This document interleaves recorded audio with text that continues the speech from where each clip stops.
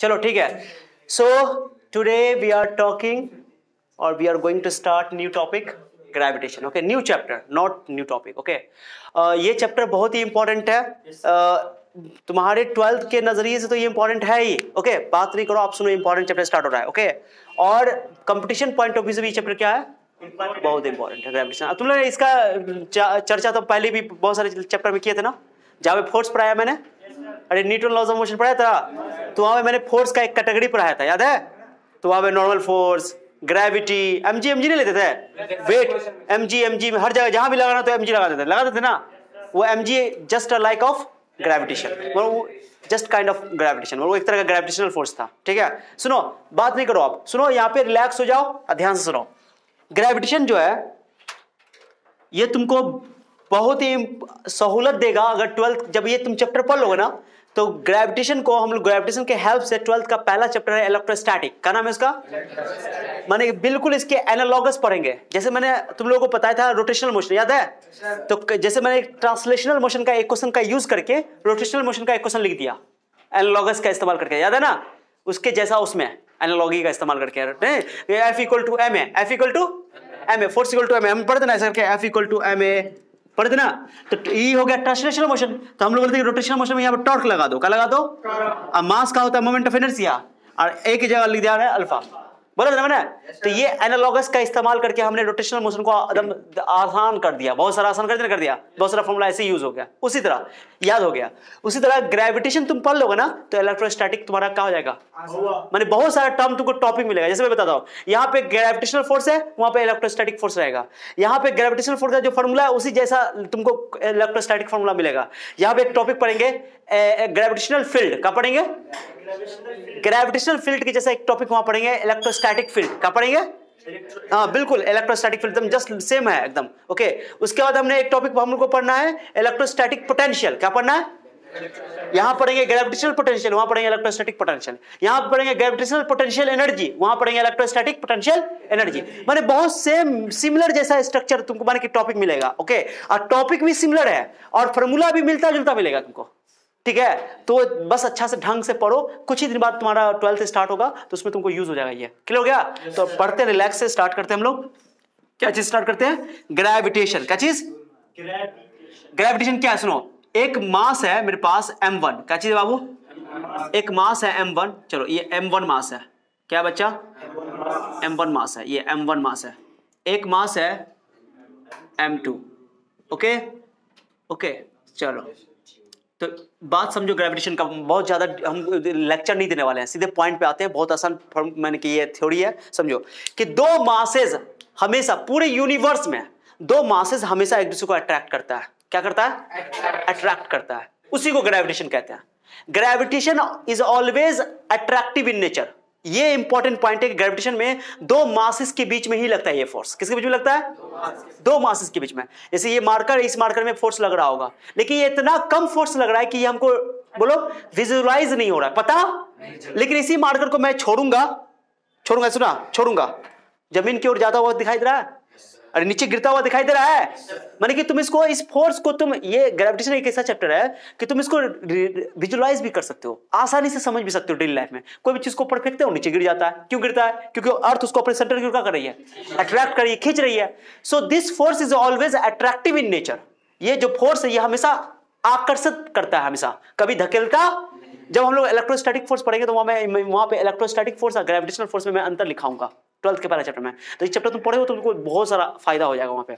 तो बताऊंगा कि इलेक्ट्रोस्टैटिक फोर्स में अट्रैक्शन भी होता है और रिपल, क्योंकि जो इलेक्ट्रोस्टैटिक फोर्स है ना वो दो चार्जेस के बीच में लगता है। आप इधर देखो, दो चार्जेस के बीच में लगता है। किसके बीच में लगता है? और चार्जेस क्या हो सकता है? पॉजिटिव हो सकता है, नेगेटिव, लेकिन मास तो कभी नेगेटिव नहीं होता है। तो दो मास के बीच में ग्रेविटेशनल फोर्स काम करता है। ग्रेविटेशनल फोर्स किसके बीच में काम करता है? मासेस के बीच में लगता है, कभी भी चार्ज के बीच में ग्रेविटेशनल फोर्स। पहली बात। दूसरी बात की जो ग्रेविटेशनल फोर्स है वो हमेशा अट्रैक्टिव होता है, कभी भी रिपल्सिव, अट्रैक्टिव मतलब आकर्षित करने वाला, खींचने वाला, धक्का मारने वाला फोर्स नहीं है। ये क्या दो खुल्लम खुल्ला अंतर है कि नहीं है? So gravitational force is due to masses. Gravitational force किसकी वजह से लगता है? मासेस की वजह से। चार्जेस की वजह से नहीं लगता है, दो मास में लगता है। अब ये रूल अभी मैं पढ़ाऊंगा, okay, gravitation law of universal, okay, universal gravitation law, जिसको हम लोग न्यूटन साहब ने दिया था, ओके, उसके बारे में स्टडी अभी हम लोग करेंगे कि दुनिया में यानी पूरे यूनिवर्स में जहां भी दो मास होगा ना, वो दोनों में एक दूसरे में क्या होगा, अट्रैक्शन होगा। लेकिन ये फोर्स तुम आसानी से विजुअलाइज तब कर सकते हो जब एक बॉडी बहुत ही, देखो बताओ, दो मास है यहाँ पे मार्कर, तो हम बोले सर कि दो मासेस में अट्रैक्शन होगा, तो ये दोनों मार्कर में अट्रैक्शन होना चाहिए था, हो रहा है, ये दोनों में अट्रैक्शन हो रहा है, लेकिन अट्रैक्शन का जो फोर्स इतना वीक है ना कि ये इसको अट्रैक्ट, इतना वीक है ये, मैंने ग्रेविटेशनल फोर्स सही में वीक फोर्स होता है। और मैं तुमको जब 12th पढ़ाऊंगा इलेक्ट्रोस्टैटिक फोर्स, तो वो बहुत ही स्ट्रांग फोर्स होता है, बहुत, इसके कंपैरिजन में बहुत गुना, करोड़ों गुना, लाखों गुना, अरबों खरबों गुना मजबूत होता है वो फोर्स के बारे में बात करेंगे। लेकिन मैं बोल रहा हूं कि ये फोर्स अगर मान लो कि ग्रेविटेशनल फोर्स है, तो दोनों में मास है, दोनों में अट्रैक्शन होना चाहिए, दोनों में अट्रैक्शन हो रहा है, ये लॉ कह रहा है कि हो रहा है, फोर्स हो रहा है, लेकिन हमको विजुअलाइज, क्योंकि इसका फोर्स का मैग्नीट्यूड बहुत कम है। अब ये फोर्स तुमको विजुअलाइज तब होगा, ये फोर्स तुमको डेली लाइफ में दिखाई तब देगा जब दो मासेस में से एक मासेस मैसिव हो, क्या हो, क्या बोला मैंने, एक मासेस बहुत बड़ा हो। अब बताओ, मेरा भी मास है, हमको अर्थ हमको हमारी ओर खींच रहा है, तुम्हारे भी मास है, तुमको भी अर्थ अपने सेंटर की ओर खींच रहा है। जब भी तुम छत से ऊपर कूदोगे तो नीचे ही गिरोगे, ऊपर तो नहीं चले जाओगे, यानी कि तुम नीचे क्यों गिरते हो, क्यों नीचे गिरते हो, क्योंकि तुमको अर्थ अपने सेंटर की ओर, ड्यू टू ग्रेविटेशन, ओके, समझ रहे हो। तो अर्थ का मास बहुत बड़ा है, अर्थ का मास बहुत बड़ा है, तो वहां पे ये फोर्स दिखाई देता है यार, क्यों नहीं दिखाई देगा, विजुअलाइज होता है। तुमको ग्रेविटेशन बोल दे के बताओ डेली लाइफ में ग्रेविटेशन कहां दिखाई दे रहा है, तो तुमको कोई चीज को ऊपर फेंकेंगे वो नीचे गिरेगा, नीचे गिरेगा, यानी कि अर्थ उसको अपने सेंटर की ओर क्या कर रहा है, अट्रैक्ट कर रहा है, यही तो है ग्रेविटेशन। लेकिन वो अर्थ की ग्रेविटेशन है, किसकी ग्रेविटेशन है, अर्थ के ग्रेविटेशन के लिए एक टर्म इस्तेमाल किया जाता है, स्पेशली ग्रेविटी, क्या चीज इस्तेमाल किया जाता है, तो gravity is a kind of gravitation, okay, समझ को, ग्रेविटेशन दो मासेस के बीच में, ये दो मार्कर के बीच में मास फोर्स लग रहा है, ये दोनों में फोर्स लग रहा है, लेकिन अट्रैक्ट नहीं कर रहा है क्योंकि ये वीक फोर्स है, तो इसके बीच में लगने वाला फोर्स को ग्रेविटेशन बोल देंगे। ग्रेविटेशन, कितने लोग बोलते हैं gravitational force, gravitation is a type of force, so only we use gravitation, माने ग्रेविटेशन टर्म ही यूज करना, कोई बोलने की जरूरत नहीं, ग्रेविटेशनल फोर्स बोलने की जरूरत, गुरुत्वाकर्षण बोलने की जरूरत है, गुरुत्वाकर्षण बल बोलने की जरूरत नहीं है, कि गुरुत्वाकर्षण खुद में एक बल है, तो उसको क्यों गुरुत्वाकर्षण बल बोलने की जरूरत है, केवल गुरुत्वाकर्षण बोलो, क्या समझ आ रहा है, अरे समझ को मैं क्या बोल रहा हूं, तो टर्म को सही से इस्तेमाल कर सकते हो, तो बोलेंगे ग्रेविटेशन, धोखा से बोला जाए ग्रेविटेशनल फोर्स तो कोई दिक्कत नहीं है।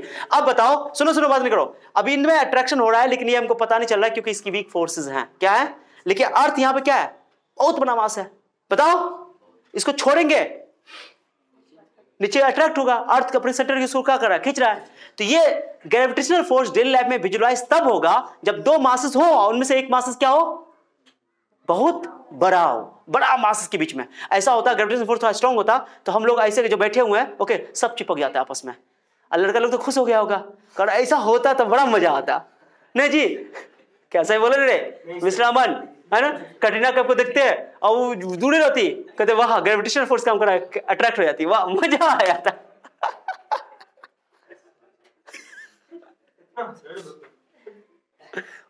दिल में लड्डू फूट रहा है, क्या अगर दुनिया ऐसी होती सब डेली ब्रेक डांस करता।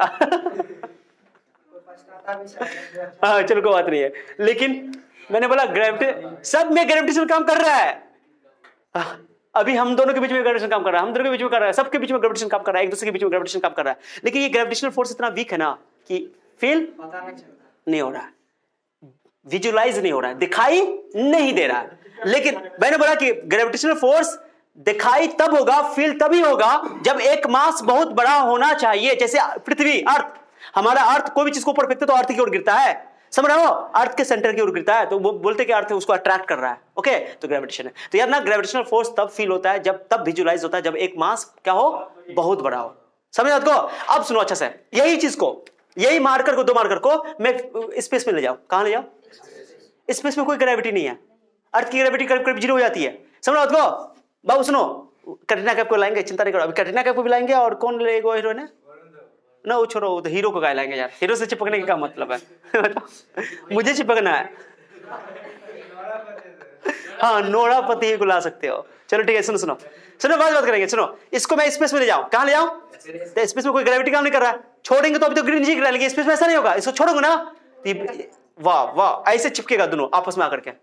लेकिन ये शर्त है वहां पे कि स्पेस में कोई हैवी मास ना हो। तो ये जो चिपका है, मान लो स्पेस में हम भी है, मान लो स्पेस में हम भी है और हम कोई सामान को निकालेंगे, ठीक है, और हम दोनों को चिपकाने दी, दोनों तो चिपकेगा ही, ये हमसे आकर चिपकेगा पहले, क्योंकि हम हैवी मास है, तीसरे पहले हमसे चिपक जाएगा। तो मान लो कि स्पेस में कुछ नहीं रखा हुआ, ये दो खाली मास रखे हुए हल्के हल्के, और रख करके हम चलेगा कैसा, उसको एक्सपेरिमेंट को देख रहे हैं, तो जाकर के हल्की मास आपस में क्या हो जाएगी, चिपक जाएगी। इससे पता चल जाएगा ओ ग्रेविटेशन था। रियल ग्रेविटेशन जो है, रियल ग्रेविटेशन का सही मतलब जो समझने में आता है ना, वो स्पेस में समझ में आता है। समझ रहे हो? क्या तुम लोग स्पेस में जाना चाहते हो? ख्वाहिश है? किस किस को ख्वाहिश है? रियल बताओ तो स्पेस में कौन जाना चाहता है? बहुत बच्चा जाना, तो जा सकते हो, अगर सपना पालो तो जा सकते हो। उसके लिए क्या है, बस अपने साइंस को अच्छा से स्टडी करो, अच्छा से पढ़ो, साइंस को समझ के पढ़ो, फील करके पढ़ो, ठीक है, समझ में आएगा। जरूर स्पेस में जाओगे एक दिन। बस सुनो ना, खाली सपना रखना नहीं है, उसको पूरा भी करना है। मेहनत करो, खाली मेहनत करो, 12th को साइंस सही से पढ़ो, IIT की तैयारी करो, जी का निकाल लोगे आराम से, तुम स्पेस में जा सकते हो। साइंस से नहीं जा सकते हो जी, साइंस की पढ़ाई करके ना स्पेस में जा सकते हो। बहुत सारे लोगों ने स्पेस में गए हैं और वहां का फोटो क्लिक करके यहाँ लाए हैं, सबको दिखाया भी है, स्पेस में सब कुछ एक्सपेरिमेंट भी किया गया है, ठीक है। तो स्पेस में अगर चले जाओगे तो सुनो जी, सुनो, प्रथम कौन सा इंसान था जो ये स्पेस में गया था? किस पता है? इसमें से कोई बच्चा? कोई बोला? कोई बोला? चांद पे जाने वाला पहला बंदा नील आर्मस्ट्रॉन्ग। मैं बोला स्पेस में जाने वाला पहला इंसान कौन था? कुत्ता। एनीबॉडी? Yuri Gagarin. क्या नाम था? यूरी गागरिन नाम का एक शख्स था जो पहली बार स्पेस में कदम रखा था, ठीक है, बाद में करेंगे। उस सब जीके की बात है, मुझे नहीं आता था, लेकिन फिर बग दिया मैंने, ठीक है, थोड़ा मोड़ा बग दिया, थोड़ा आता है। तो मैंने बोला स्पेस में ग्रेविटेशन का सही अर्थ कहां समझ में आएगा? स्पेस में, कि दो मास से आपस में, स्पेस में अगर मान लो कटरीना का उतार दिया, हम उतर गए, दोनों चिपक जाएंगे, बड़ा मजा आएगा। लेकिन सुन रहे हो, कुछ नहीं होगा, चिपक जाएंगे सीधे।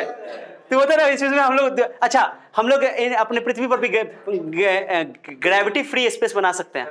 पता है तुमको? एक मूवी निकली थी साउथ की, टिकटॉक, टिक टिक टिक, जो भी है साउथ की मूवी है टिक टिक, उसमें पूरा अच्छा से समझाया है। एक रूम होता है, रूम में फ्री स्पेस को क्रिएट करता है, ग्रेविटी फ्री स्पेस। ओके, तो कुछ मूवी देखा करो जो सीख देता है, बहुत कुछ सीख देता है। ओके चलो, समझ आया? सो पहले बताओ ग्रेविटेशन क्या है? एक तरह का एक अट्रैक्टिव फोर्स है। पहली बात, ये हमेशा किसके बीच में लगती है? दो मासेस के बीच में लगती है। ओके, और ये हमेशा क्या होती है? अट्रैक्टिव फोर्स होती है। और ये अच्छा, ये फोर्स जो लगती है ना हमेशा, जैसे इस बॉडी का सेंटर ऑफ मास कहां पे होगा? यहाँ पे होगा सेंटर ऑफ मास, माने बीचों बीच वाला सेंटर ऑफ मास, यहाँ पे सेंटर ऑफ मास होगा, और होगा ना। तो इस लाइन को ज्वाइन करने वाला फोर्स जब भी जाएगा तो ऐसे जाएगा, ऐसे जाएगा। ऐसा कभी नहीं होगा कि ये ऐसे जाएगा, ऐसा कभी नहीं होगा। इसके सेंटर से ज्वाइन करने वाला लाइन के अलोंग चलेगा। ओके, इसके केंद्र को मिलाने वाली रेखा खंड के अनुदिश चलेगा, इसलिए इसको बोलते हैं सेंट्रल फोर्स। कौन फोर्स बोलते हैं? तो gravitational force is also called central force. Clear हो गया? समझिए? तो पूरे यूनिवर्स में इसी, जानते हो, ग्रेविटेशनल फोर्स के कारण ही अर्थ जो है वो सन के चारों ओर क्या कर रहा है? तुम पढ़ के आए हो सर्कुलर मोशन, तुम लोग को तो कुछ बताने की जरूरत नहीं। सर्कुलर मोशन में सेंट्रीपिटल फोर्स और जो ग्रेविटेशनल फोर्स है दूसरे को बैलेंस करता है, इसलिए वो कहते हैं सूरज के अंदर पृथ्वी जाता नहीं है। मतलब पृथ्वी पर और सूरज के बीच में क्या है? ग्रेविटेशनल फोर्स काम कर रहा है। ओके, कितना कर रहा है उसको हम लोग निकालेंगे, काम कर रहा है। और उसको बैलेंस चक्कर क्यों लगा रहा है अर्थ उसके चारों ओर, सन के चारों ओर? अंदर क्यों नहीं जाके सन में जाके गिर रहा है? गिरता तो अर्थ तो बर्बाद ही हो जाता, अर्थ तो जल के राख हो जाता, खत्म हो जाता अर्थ। अभी तक इतना साल से जिंदा है। ओके, तो अर्थ इसलिए नहीं गिर रहा है क्योंकि अर्थ पे सेंट्रीपिटल फोर्स लग रहा है। सेंट्रीपिटल फोर्स ग्रेविटेशनल फोर्स को क्या कर रहा है? बैलेंस कर रहा है। क्योंकि हम बताए हुए कि सेंट्रीपिटल फोर्स का जो रियल मतलब बनता है वो सेंट्रीफ्यूगल फोर्स होता है, जो बाहर क्यों लगता है, और सेंट्रीपिटल फोर्स ये ग्रेविटेशनल फोर्स अंदर लगेगा, तो दोनों एक दूसरे को क्या करेगा? बैलेंस करेगा। इसलिए वो सर्कुलर मोशन में चलने के लिए बोलो रिस्पॉन्सिबल है। क्या समझाया? तो जितने भी प्लैनेट की मोशन है सन के चारों ओर या किसी स्टार के चारों ओर, है ना, वो सब किस फोर्स की वजह से घूम रहे हैं? बताओ। ग्रेविटेशन, मैंने हर चीज में ग्रेविटेशन हो रहा है। वही तो मैं बोला, मैंने शब्द जब स्टार्ट किया ग्रेविटेशन, मैंने बोला पूरे यूनिवर्स में, पूरे ब्रह्मांड में, पूरे कायनात में दो वस्तुएं मास के कारण हमेशा अट्रैक्ट होती है, उसी फोर्स को बोलते हैं ग्रेविटेशन। क्या समझ रहा है? कहीं भी, चाहे वो बॉडी चाहे बहुत छोटी क्यों ना हो, चाहे वो बॉडी बहुत बड़ी क्यों अट्रैक्शन फोर्स होता है, अट्रैक्टिव फोर्स होता है, जिसको हम लोग ग्रेविटेशन कहते हैं। समझो तो प्लैनेट की जो मोशन हो रही है, बोलो प्लैनेट की जो मोशन हो रही है ना सन की चारों ओर या किसी स्टार के चारों ओर, वो भी किसकी वजह से? ग्रेविटेशन का ये इंपॉर्टेंस है। 9th क्लास में पूछा जाता है इंपॉर्टेंस क्या है, महत्व क्या है। ओके तुम जानते हो? हाँ बिल्कुल। चांद, पृथ्वी, मून जो है, मून क्या है? एक तरह का सैटेलाइट है, जानते हो? उपग्रह जिसको बोलते हैं, उपग्रह। ओके नेचुरल सैटेलाइट है। ओके तो सैटेलाइट है, अर्थ का एक ही सैटेलाइट है, वो भी मून, पता है ना? मून उसके चारों ओर घूम रहा है। मून की माने कि जो सैटेलाइट का मोशन है, प्लैनेट का मोशन है, स्टार्स का मोशन है, ये सभी किस फोर्स की वजह से है? इसके बारे में बहुत डिटेल से बाद में बात करेंगे, पर अभी हम लोग बात करते थे किसके बीच में लगता है? दो मासेस के बीच में। कितना बोलो?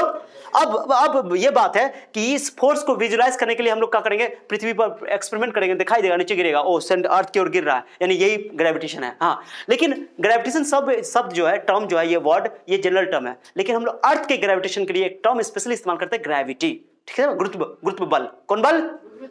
तो अर्थ के हमारा सारा काम कहां होता है? अर्थ के लिए। अर्थ हमारा स्पेशल है। ओके तो अर्थ के ग्रेविटेशन को स्पेशल नाम दिया गया ग्रेविटी। क्या नाम दिया गया? याद रहेगा। So gravity is a kind of gravitation. Gravity एक तरह का क्या है? ग्रेविटेशन है, गुरुत्वाकर्षण है। ओके और नाम भी रखा गया कितना अच्छा, देखो गुरुत्वाकर्षण, हिंदी में देखो गुरुत्वाकर्षण, गुरुत्व मतलब पृथ्वी होता है, आकर्षण, आकर्षण खींचने वाला फोर्स। ठीक है अभी बहुत सारी बात बताने वाले, बहुत यूनिक बात बताने वाले, थोड़ा ध्यान दो पहले।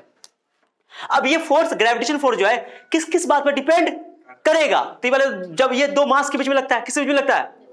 दो मास के बीच में लगता है, तो मास पे डिपेंड तो करेगा ही करेगा। अब बताओ अगर मान लो कि हम अर्थ के करीब है तो फोर्स ज्यादा लगेगा कि अर्थ से दूर जाते तो फोर्स घटता जाएगा, बढ़ता जाएगा? दूरी बढ़ने से फोर्स क्या होता है? घटता। ये बात ऑलरेडी तुमको पता है, 9th क्लास में पढ़े हो। मैं आता हूं इस मुद्दे पे सीधे। चलो मेरे पास सुनो अच्छा से, दो मासेस हैं। ओके क्या है बाबू बताओ? दो मासेस है। ओके न्यूटन साहब ने इस पर स्टडी किया। एप्पल वाला कहानी तो सुने होगे, और एप्पल वाला कहानी सुनेंगे? हम एप्पल वाला कहानी क्यों नहीं सुना है? सब जानता है कि न्यूटन साहब उस टाइम में जब 1600 के 1700 के बीच की बात हो रही है, 1642 से 1650 ईस्वी का। ओके 16वीं शताब्दी की, 17वीं शताब्दी की बात हो रही है, 17वीं शताब्दी की। ओके न्यूटन साहब अपने कॉलेज से वापस आ गए, वहां ये महामारी फैल गया था कोई। ओके जैसे अभी ये कोरोना फैल गया, दूसरा महामारी फैल गया था, प्लेग का बीमारी हो गया था, प्लेग का महामारी फैल गया था, कोई प्लेग को बीमारी होता है। तो उस टाइम न्यूटन साहब जो है अपने घर वापस आ गया, कॉलेज छोड़ करके घर वापस है। उनके पापा गाड़ी जो फैमिली वाले सब किसानगिरी यानी फार्मिंग करते थे। ठीक है तो एक दिन वो बैठे हुए थे, तो कहानी सही है, लेकिन लोग बोलते ना कि खाली एप्पल गिरने से न्यूटन पूरा ग्रेविटेशन को बना दिया, ऐसा नहीं है। बहुत मेहनत किया होगा, उससे बहुत सारा काम किए थे वो, उससे पहले भी वो ग्रेविटेशन पे बहुत सारा काम कर चुके थे, उसके बाद भी उन्होंने ग्रेविटेशन बहुत, खाली एक एप्पल गिरने से ग्रेविटेशन नहीं बना, समझो। लेकिन लोग कहते हैं कहानी है, सही बात है, तो उन्होंने उस पर विचार भी किया, सही बात है कि ग्रेविटेशन एप्पल गिरा तो एप्पल पर, हाँ अब याद नहीं आ रहा कंट्री देख लेना, हाँ देख लेना कोई है, यूरोपियन कंट्री का ही है, मुझे याद नहीं आ रहा। ठीक है चलो, तो न्यूटन साहब जो है मैं भूल भी गया क्या बोलना है। हाँ न्यूटन साहब की सर पे, मैंने कि सर पे या बोलो कि जब पेड़ के नीचे बैठे होते तो उनको एक सेब गिरा, तो सोचे कि पेड़ सेब नीचे क्यों गिरा, तो लोगों को लगता है कि सिर्फ सेब गिरने से ग्रेविटेशन का निर्माण हो गया, ग्रेविटेशन का फॉर्मेशन हो गया, पूरे चैप्टर ग्रेविटेशन डाल दिया, ऐसा थोड़ी होता है। उन्होंने उससे पहले भी ग्रेविटेशन में बहुत सारा काम किया था। ठीक है चलो उसकी कहानी उनके पीछे नहीं पड़ेंगे, हम लोग सीधे अपना काम करेंगे, अपना काम। ओके तो देखो मेरे पास एक M1 मास है, कौन मास है बाबू? सुनो नहीं बोलो, एक M2 मास है। अब मैंने क्या बोला, जो ग्रेविटेशनल फोर्स काम करता है ना, वो सेंटर से सेंटर को मिलाने वाली लाइन के अलोंग, लाइन के अलोंग, सुनो अच्छा से, इन दोनों के बीच का जो डिस्टेंस है, ये डिस्टेंस को मैं बोल देता हूं। ओके इस डिस्टेंस को मैं बोल देता हूं R, क्या बोल देता हूं? R। और ये इसको अट्रैक्ट करेगा, ये इसको अट्रैक्ट करेगा, ये फोर्स है, ये फोर्स किस पे लग रहा है? इस पे लग रहा है, किस पे लग रहा है? M2 पे लग रहा है, माने कि जो ध्यान देना M2 पे लग रहा है, यानी कि M2 को ये अट्रैक्ट कर रहा है, क्या कर रहा है? देखो M2 कर रहा है, सॉरी M2 अट्रैक्ट कर रहा है M1 को, M2 अट्रैक्ट कर रहा है, अट्रैक्ट करेगा ऐसा, M2 अट्रैक्ट कर रहा है M1 को, यानी कि M1 पे फोर्स लग रहा है, किस पे लग रहा है? ये M1 पे, लेकिन अट्रैक्ट कौन कर रहा है? M2। चलो फिर यहां सेंटर यहां देते हैं, चलो ओके, दोनों का मैग्नीट्यूड सेम रहेगा कि डिफरेंट रहेगा? चलिए बोलो, क्या कि इक्वल एंड अपोजिट होना ही होना है। ओके तो ये फोर्स अगर F है तो ये भी क्या होगा? F है, क्या होगा? दोनों फोर्स मैग्नीट्यूड दोनों का क्या रहेगा? सेम। मैग्नीट्यूड मैंने लिखा वो, ठीक है, लेकिन डायरेक्शन क्या है दोनों का? अपोजिट, इसलिए मैंने डंटा बराबर रखा वेक्टर का, ठीक है, वेक्टर एक तरह का। तो इन दोनों के बीच में ये हमेशा फोर्स किसके बीच में लगेगा? Line joining. ओके थोड़ा सा सही नहीं लग रहा है फिगर, मैं फिर से बनाऊंगा इसको, फिगर सही से नहीं बना है, ठीक है, फिगर सही से चलो चलो ये अब लग रहा है। ओके, अब लग रहा है। ठीक है जी, कोई बात नहीं करेगा। चलो ये सेंटर हो गया, ये मास m1, ये मास m2। पॉइंट मास की बात करते हैं हम लोग हमेशा, छोटे मास है एक पॉइंट पे डाल देते हैं, सेंटर ऑफ मास मानकर चलते हैं उसको। Okay, point mass. और इनके बीच की जो दूरी है क्या है, बोलो, r है। तो जो दो मासेस के बीच में फोर्स ऑफ अट्रैक्शन यानी ग्रेविटेशन लगता है, वो ग्रेविटेशन किस बात पे डिपेंड करता है, दोनों बॉडी के मास पे डिपेंड करता है। पहली बात किस पे डिपेंड करता है, और दोनों के बीच के सेंटर के बीच की दूरी, सेंटर से सेंटर की दूरी, माने सेंटर से सेंटर के बीच की दूरी। ये फोर्स हमेशा ओके सेंटर को मिलाने वाले लाइन के अलोंग लगता है, इसलिए इसको बोलते हैं सेंट्रल फोर्स। फोर्स ऐसा भी तो हो सकता था कि ये फोर्स उधर लग जाए, किधर लग जाए, ऐसा नहीं होता है, बल्कि सेंटर से सेंटर को मिलाने वाले लाइन सेगमेंट के अलोंग लगता है, इसलिए इसको बोलते हैं सेंट्रल फोर्स। ओके, हाँ ये इंपॉर्टेंट है। अब बताओ इसको कैसे हम लोग करते हैं, बोलते हैं कि मास ज्यादा तो ग्रेविटेशन ज्यादा, मास कम तो ग्रेविटेशन, जैसा अभी पृथ्वी वाला बात बोला, अर्थ वाला। ओके, अर्थ वाला मैंने बात बताया कि अर्थ का मास ज्यादा है तो ग्रेविटेशन दिखाई देता है, तो मैंने लिखा force of gravitation is directly proportional to mass into m1 into m2। बचपन से पढ़ते आए हो। Okay, the force of gravitation is directly proportional to the product of their masses, मतलब दो बॉडी के मासेस के प्रोडक्ट के जितना प्रोडक्ट ज्यादा होगा, अरे सिंपल बात बताओ, m1 ज्यादा फोर्स ऑफ ग्रेविटेशन ज्यादा, m2 ज्यादा फोर्स ऑफ ग्रेविटेशन ज्यादा, कम तो कम किलो क्या, तो डायरेक्टली प्रोपोर्शनल होगा ना होगा।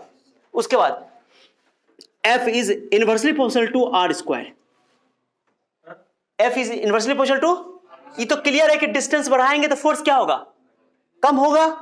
फोर्स बढ़ाए, दूरी बढ़ाएंगे, दूरी होते जाएगा, जैसे तुम अर्थ से दूर जाते जाओगे फोर्स क्या होता जाएगा, कम होता जाएगा। क्लियर क्या, तो जैसे जैसे दूरी बढ़ेगा फोर्स घटेगा, तो क्लियर कि इनवर्सली प्रोपोर्शनल तो होना है, इनवर्सली प्रोपोर्शनल होना है, लेकिन r स्क्वायर के इनवर्सली प्रोपोर्शनल होता है। ये बात कैसे पता चला, एक्सपेरिमेंट से। ओके, तो मैं इसको मिला देता हूं, बताता हूं कैसे एक्सपेरिमेंट से। ओके, एक्सपेरिमेंट से पता चला कि r स्क्वायर के इनवर्सली प्रोपोर्शनल है। अब r स्क्वायर के इनवर्सली प्रोपोर्शनल का अर्थ क्या हो जानते हो, अगर तुमने डिस्टेंस को डबल कर दिया, डिस्टेंस को, तो फोर्थ जो फोर्स है तुम्हारा दोनों बॉडी के बीच का फोर्स तो घटना है, क्योंकि तुम दूरी को डबल कर दिया, पहले दूरी इतना था अब दूरी डबल कर दिया, डिस्टेंस डबल कर दिया। डिस्टेंस डबल करने से फोर्स घट जाना चाहिए, घटा सही बात है, लेकिन डबल करने से एक चौथाई हो गया फोर्स, एक चौथाई हो गया, चरगुना घट गया, 4 टाइम्स घट गया। क्या समझ रहा है, 1/4 हो गया। फिर डिस्टेंस को तुमने, मैंने यहां था ट्रिपल कर दिया, डिस्टेंस को 3 गुना बढ़ा दिया, 3 गुना बढ़ा दिया, तो देखा गया कि फोर्स तो घटा, लेकिन 9 गुना घट गया, 1/9 हो गया, 90 था तो 10 हो गया। क्या समझ रहा है, तो इससे पता चला कि ओहो डिस्टेंस के स्क्वायर के इनवर्सली प्रोपोर्शनल है, डिस्टेंस के। अभी मैंने बेसिक लेक्चर लिया था तुम लोगों का कल परसों वाला, याद है, जिसमें मैंने इनवर्सली प्रोपोर्शनल और डायरेक्टली प्रोपोर्शनल का ग्राफ खींचना सिखाया था। ये तो क्लियर है कि r बढ़ाओगे, डिस्टेंस बढ़ाओगे फोर्स घटेगा, डिस्टेंस घटाओगे फोर्स बढ़ेगा, इसमें कोई डाउट।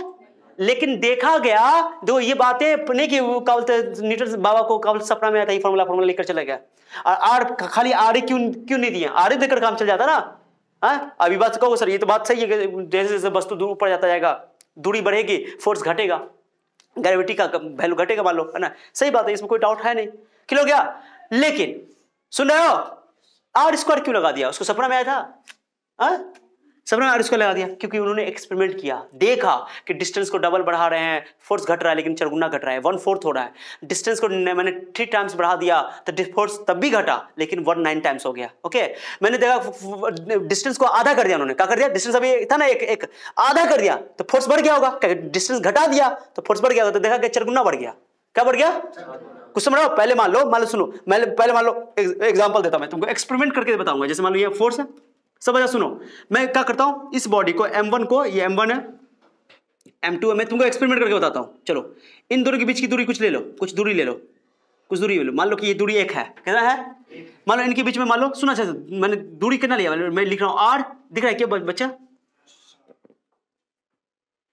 ये मैंने ले लिया r। ओके चलो, f का वैल्यू ले रहा हूं और r का वैल्यू ले रहा हूं, सॉरी पहले r का वैल्यू ले रहा हूं फिर f का वैल्यू। चलो मैंने r का यह वैल्यू मैं क्या करता हूं, यहाँ पे 4 ले लेता हूं, कितना लेता बच्चा, 4 ना लेकर के 12 ले लेता हूं, या 36, चलो 36 ले लिया, ठीक है, कितना ले लिया 36। मैंने डिस्टेंस मैंने 36 रखा, मास दोनों सेम है, कोई भी मास होगा। मान लो इस केस में जब 36 डिस्टेंस था, तो फोर्स मान लो कि मैं ले लेता हूं, फोर्स जो है मैं दूरी को ले लेता हूं, मैंने रुको ना 12 4 4 मान लो कि 6 ले लेता हूँ, कितना लेता हूँ दूरी को 6, चलो छोटा रखता हूँ।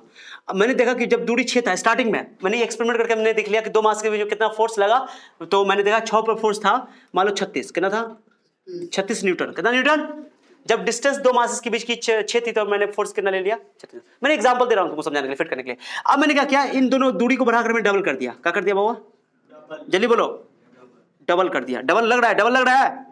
6 से मैंने क्या कर दिया, अब मास वही रखा, मास को चेंज नहीं किया, मास को चेंज। जब मैंने दूरी को बढ़ाया तो फोर्स घटेगा कि बढ़ेगा? जोर से बोलो, घटेगा। घटेगा तो तय है, लेकिन कितना हो जाएगा जल्दी बताओ, कौन बताएगा? मैंने 12 कर दिया, कितना हो जाएगा बताओ? फोर्स घटाओ, कितना घटेगा बताओ?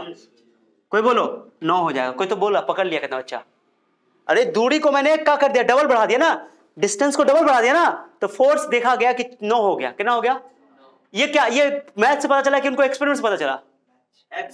एक्सपेरिमेंट से। दिस इज एक्सपेरिमेंटल लॉ, ये एक्सपेरिमेंट पे आधारित लॉ है, कोई थ्योरेटिकल लॉ नहीं है। ओके, समझो बात को। तो जब देखा डिस्टेंस को डबल किया तो उनको फोर्स कितना मिला?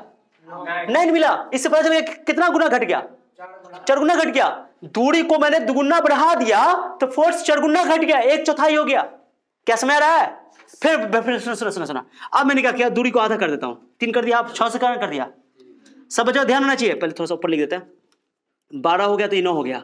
बताओ, ये तो क्लियर है ना, दूरी बढ़ाए, डिस्टेंस बढ़ाया तो फोर्स क्या हो गया? घट गया। अब बताओ, सब बच्चा सुनना चाहिए, इंपॉर्टेंट है, बहुत इंपॉर्टेंट है। मैं ये सब चीज सब कॉपी किताब में नहीं मिलेगा तुमको, एकदम प्योर चीज है ये सब, यही सबसे समझ में आता है। ओके, अब मान लो मैंने दूरी को आधा कर दिया। दूरी को क्या कर दिया? लो ऐसा आधा कर दिया। लग रहा है आधा? अब लग रहा है? मास को चेंज नहीं किया, दूरी को 6 से अब 3 कर दिया। पहले 6 से 12 किया, अब 6 से क्या कर दिया? स्टार्टिंग से देखना, सब कुछ स्टार्टिंग से मैच करना, जो करना होगा। क्या इसमें दिख रहा है पूरा? ओके चलो। अब मैंने क्या किया, दूरी को कितना रखा? मैंने दूरी को आधा कर दिया। जब दूरी घटाओगे तो फोर्स बढ़ेगा कि घटेगा? बढ़ा। और जब बढ़ा तो इतना देखा उन्होंने, बढ़ा, लेकिन बढ़ा कितना बढ़ा जानते हो? 144 हो गया। कितना हो गया? 144 हो गया। ये बात कैसे पता चला? क्या हम लिख रहे हैं? एक्सपेरिमेंट से पता चला कि उन्होंने दूरी को एक बार घटा बढ़ा करके देखा। एक बार दूरी इतना रखा, एक बार दूरी इतना रखा, एक बार दूरी इतना रखा, एक बार दूरी को बढ़ाया, एक बार दूरी को घटाया। एक्सपेरिमेंट किया, मास को मास को सेम रख करके और फिर मास को डिफरेंट रख, सब कुछ चेंज करके उन्होंने एक लॉ बनाया। Okay, gravitation law. ओके, मैं बता रहा हूं। क्या बताओ, दूरी आधा किया तो फोर्स तो बढ़ा, दूरी घटाने से, डिस्टेंस घटने से फोर्स तो बढ़ा, लेकिन कितना गुना बढ़ गया? 36 चौका 4 गुना बढ़ गया। कितना गुना बढ़ा? फिर सुनो, अब मैं क्या करता हूं कि दूरी को मैं, सब बच्चा का ध्यान नहीं होना चाहिए, सब बच्चा ध्यान देना, मैं दूरी क्या, दूरी को मैं 3 गुना बढ़ा रहा हूं, 3 गुना। दूरी को मैं क्या कर रहा हूं? 18 कर दिया मैंने दोनों को। दिख रहा है बाबू? देखो तो मास दिख रहा है, देखो सब दिख रहा है। अरे दिख रहा है? दूरी को मैंने 3 गुना बढ़ा दिया। बढ़ा दो तो फोर्स घटेगा कि बढ़ेगा? फोर्स घटेगा कि बढ़ेगा? घटेगा। दूरी बढ़ा, डिस्टेंस बढ़ने से फोर्स क्या होता है? वो भी एक्सपेरिमेंट से पता चला। बोला घटा तो, लेकिन घटा तो अब कितना हो जाएगा? मैंने कितना कर दिया? 18 कर दिया, तो 6 से 18 हो गया। 3 गुना बढ़ा दिया डिस्टेंस, फोर्स तो घटा करना, लेकिन कितना हो जाएगा? 4 हो गया। ये उन्होंने एक्सपेरिमेंट करके पता किया। दो कितना, 3 गुना मैंने बढ़ाया डिस्टेंस को तो फोर्स 9 गुना घट गया। फोर्स 9 गुना 1/9 हो गया, 1/9 टाइम्स हो गया, 1/9 टाइम्स हो गया। इससे पता चला, ओहो, डिस्टेंस के इनवर्सली प्रोपोर्शनल तो है, लेकिन स्क्वायर के इनवर्सली प्रोपोर्शनल है। बोलो ओहो, बोलो ओहो, ऐसा है।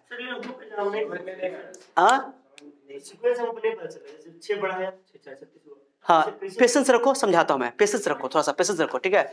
ये मैंने एक एक्सपेरिमेंट तुम्हारे सामने लिया। ओके, अरे चाहता तो मैं नहीं लेता, लेकिन तुमको समझाने के लिए। ओके, मैंने स्टार्टिंग में मान लो कि दोनों वस्तु, दोनों बॉडी के बीच में मीटर, कितना डिस्टेंस रखा? 6 मीटर, सेंटीमीटर, कुछ भी मान लो। फोर्स तो स्टार्टिंग में मैंने मेजर कर लिया कि फोर्स लग रहा है ना, वो फोर्स कितना लग रहा है, कैसे भी एक्सपेरिमेंट करके निकाल लिए होंगे। ओके, कितना फोर्स लग रहा है?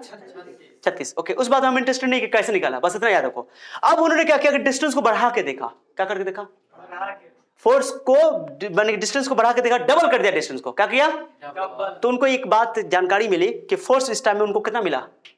9 मिला, 9 न्यूटन मिला। 9 हो गया फोर्स उसका, ठीक है। तो क्लियर हो गया डिस्टेंस, फोर्स बताओ 36 था पहले, अब कितना हो गया फोर्स? घटा कि बढ़ा? इस बात से स्पष्ट हो गया, इस बात से स्पष्ट हो गया कि डिस्टेंस बढ़ाएंगे तो फोर्स क्या होगा? ये तो तय हो गया।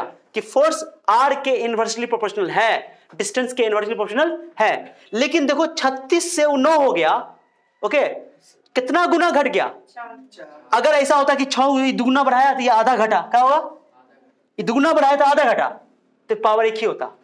लेकिन याद हो 4 गुना घट गया ये, सिंपल सा बात है, 2 का स्क्वायर 4 गुना घट गया ऐसा करके। फिर देखो अब मैंने डिस्टेंस को कितना कर दिया? आधा कर दिया। क्या कर दिया? फोर्स देखा 4 गुना बढ़ गया, 144 हो गया, 4 गुना बढ़ गया। तो ये क्लियर हो गया कि डिस्टेंस घटने से फोर्स बढ़ेगा, डिस्टेंस बढ़ने से फोर्स घटेगा, उल्टा हो गया पूरा बात। लेकिन 4 गुना बढ़ गया। फिर देखो मैंने डिस्टेंस को कितना गुना बढ़ा दिया? 3 गुना। तो फोर्स जो है ना 9 गुना घट गया। ये तो क्लियर है ना कि फोर्स डिस्टेंस बढ़ाएंगे तो फोर्स क्या होगा? घटेगा। लेकिन कितना गुना घट गया? 9 गुना घट गया। 9 चौका 9 गुना घट गया, 1/9 टाइम्स हो गया। इससे पता चल गया कि डिस्टेंस अगर 3 गुना बढ़ाते तो 3 का स्क्वायर क्या होता है? 9, 1/9 गुना हो जाएगा। यानी स्क्वायर में घट रहा है, स्क्वायर के इनवर्सली प्रोपोर्शनल। ये एक्सपेरिमेंट से पता चला। कैसे पता चला? So this is only experimental law. Okay, so ये फॉर्मूला आप समझ आया? अभी भी क्लियर नहीं हुआ? तो ये मैंने एक छोटे से एग्जांपल लेकर के आपको बताने की कोशिश। अब तुमको बताओ, मैं तुमको बोलूं कि 2 मास के बीच में डिस्टेंस डबल कर दें, क्या कर दें? फोर्स कितना गुना घट जाएगा? घटेगा कि बढ़ेगा? पहले बताओ, घटेगा बढ़ेगा? डिस्टेंस को मैंने इतना डिस्टेंस था डबल कर दिया मैंने, फोर्स घटेगा कि बढ़ेगा? फोर्स घटेगा। डिस्टेंस बढ़ाएंगे तो फोर्स घटेगा, लेकिन कितना गुना घटेगा? 4 गुना घटेगा। यस, अब यही बात बताना था मैंने। ठीक है, अब बताओ, मैंने बोला कि डिस्टेंस को मैंने अब यहाँ रखा हुआ, मैं पहले बॉडी रखा हुआ था, बॉडी चेंज नहीं करना है, मास नहीं चेंज करना है। 2 मास रखी हुई है, अब कितने दूरी पर रखा हुआ मैटर नहीं करता है। मैंने बोला उसको, उसकी दूरी को आधा कर दिया, फोर्स बढ़ेगा कि घटेगा? फोर्स बढ़ेगा। माने डिस्टेंस घटाएंगे तो फोर्स बढ़ेगा, लेकिन कितना गुना बढ़ेगा? 4 गुना बढ़ जाएगा। यस, क्या समझ आया? अब मैंने कहा क्या, डिस्टेंस को 3 गुना बढ़ा दिया, ऐसे 3 गुना बढ़ा कर दिया, फोर्स घटेगा कि बढ़ेगा? लेकिन कितना गुना घटेगा? 9 गुना, यानी 1/9 टाइम्स हो जाएगा। उसको बोलेंगे 1/9 गुना हो जाएगा। क्या समझाया? स्क्वायर में, इसी को बोलते हैं square. So this law is totally experimental law. ये अपने मन से सपना में आया, स्क्वायर लिख दिया, ऐसा नहीं होता है। तो ये मैथ है बाबू, लेकिन मैं रियल बोल रहा हूँ कि मैक्सिमम बच्चे जब पढ़ते हैं इसको ना, तो ये याद कर लेते हैं, oh F is the force of gravitation between 2 masses, okay, is directly proportional to the mass product of their masses and inversely proportional to the square of the, ऐसे करके कुछ नहीं करना है। ये सब टोटली जो है एक्सपेरिमेंटल लॉ है। अब समझा गया? yes, sir. इस लॉ को बोलते हैं, जो मैं अभी डिस्टेंस वाला तुमको बात समझाया, इस लॉ को बोलते हैं, पढ़ो इसको क्या बोलते हैं?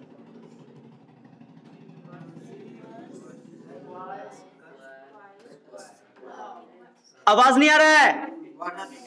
इनवर्स स्क्वायर लॉ, वर्ग व्युत्क्रम नियम, क्या बोलते हैं इसको?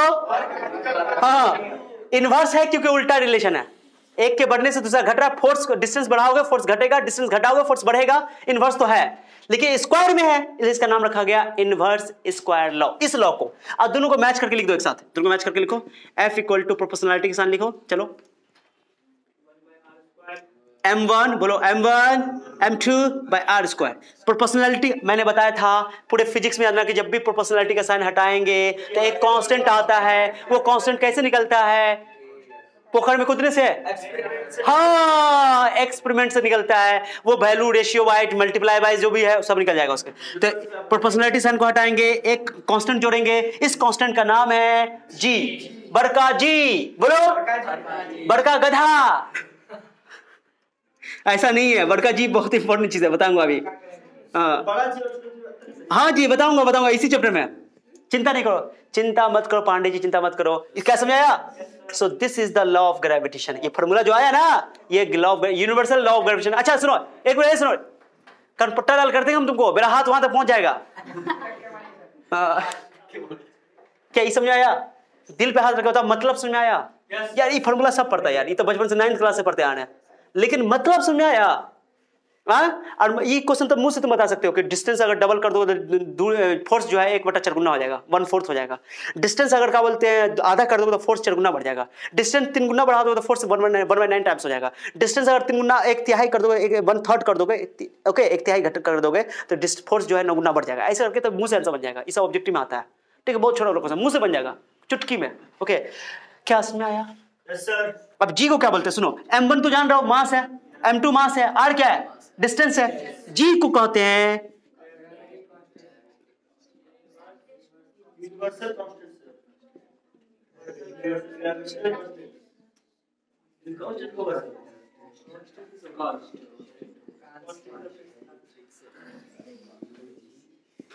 ठीक है, दूसरा नाम भी है सर।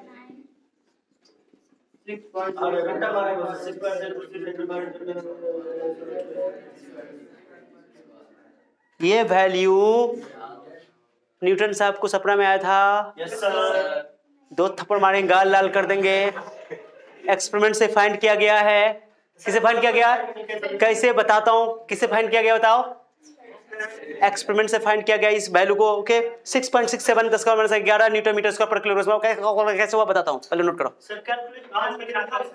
मैं बताता हूँ, ना पहले नोट करो, वीडियो पॉज करो, नोट करो पहले, नोट करो पूरा बात। ओके इसको सुनो, ये जो मैंने लॉ लिखा ना, इसको लॉ ऑफ ग्रेविटेशन कहते हैं। Okay universal law of gravitation क्या बोलते हैं इसको?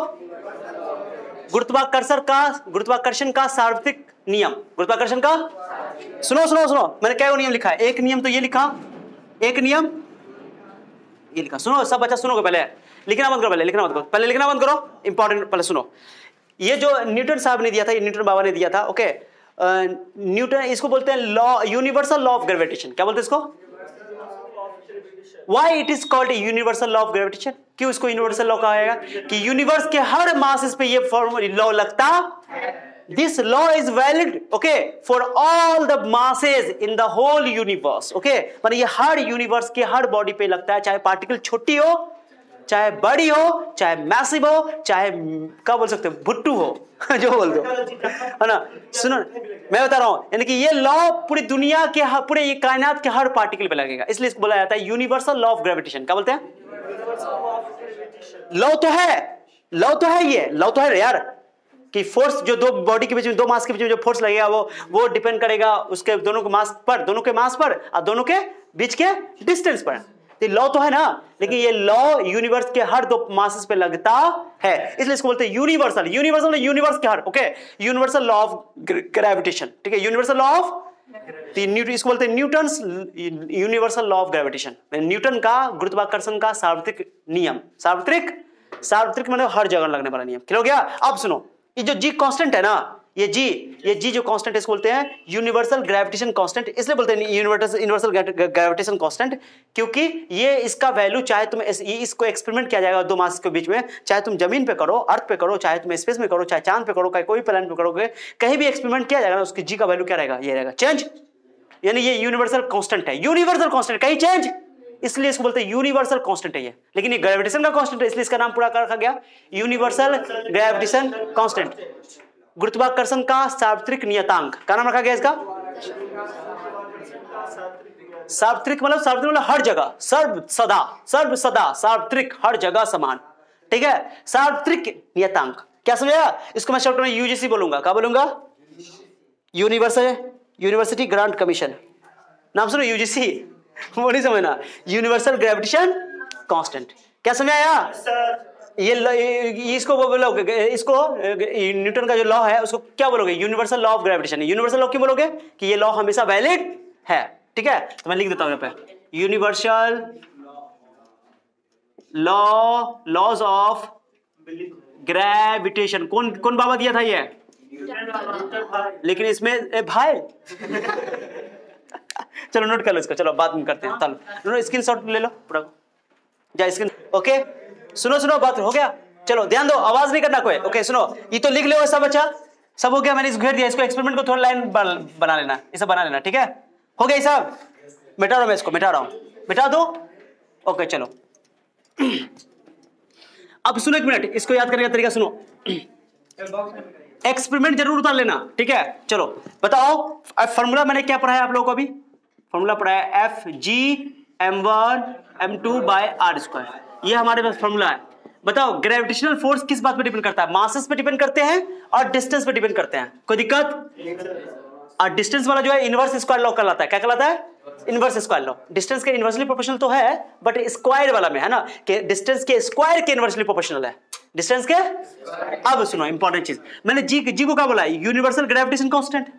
जी को क्या बोला? Universal gravitation constant. क्यों इसको बोला गया यूनिवर्सल ग्रेविटेशन कांस्टेंट? क्योंकि इसका वैल्यू हमेशा हर जगह क्या होता है? सेम होता है। अब एक चीज सब बच्चा सुनोगे,